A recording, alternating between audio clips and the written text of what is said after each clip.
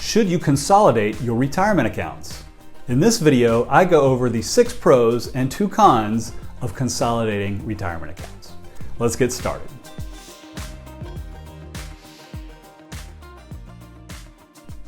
Hey there, this is Patrick King with Prana Wealth. On this channel, we help you grow your wealth faster so you can make work optional sooner. So if you're new here, please consider subscribing. Most of us tend to work for multiple companies over our careers. That means we'll likely have old 401k plans hanging around out there collecting dust. Is it a good idea to consolidate them or not? Here are 6 reasons to consolidate your retirement accounts and 2 reasons not to. Reason number 1 to consolidate. It's easier to manage your investments. Implementing an investment strategy across a brokerage account, an IRA, Roth IRA is hard enough. For couples, that compounds with an additional IRA and a Roth IRA. We're up to 5 accounts now. Making sure you have the right investments in the right accounts isn't easy.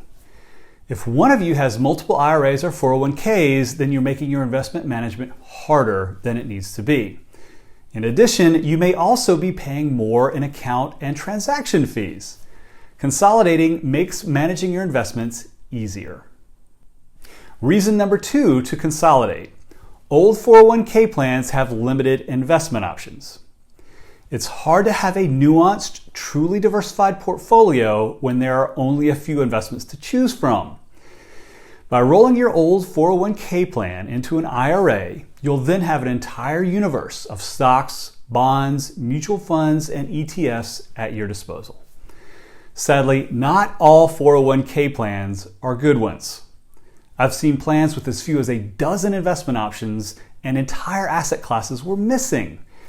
If you consolidate your retirement accounts, you'll have more and cheaper options. Reason number 3 to consolidate. Old 401k plans can have higher fees. While it used to be much worse, 401k plan investments typically carry higher fees than you'd find in an IRA. Back in 2012, the Department of Labor required 401k plan administrators to begin disclosing their fees to plan participants. That was a good thing. Plan expenses started dropping quickly, as you'd imagine. Still, account and investment fees in 401k plans tend to be higher when compared to an IRA. Reason number 4 to consolidate. It's less complicated at tax time. If you're making account additions or withdrawals across multiple retirement accounts, consolidating will make tax time much simpler. You'll only have one set of forms to worry about. Taxes are already hard enough. Reason number 5 to consolidate. Calculating RMDs is much easier. If you're old enough such that you are subject to required minimum distributions, RMDs, then having multiple retirement accounts make tracking these RMDs much more difficult. Given that you're charged a 50% excise tax on the RMD amount you don't withdraw, it's crucial to get these calculations right.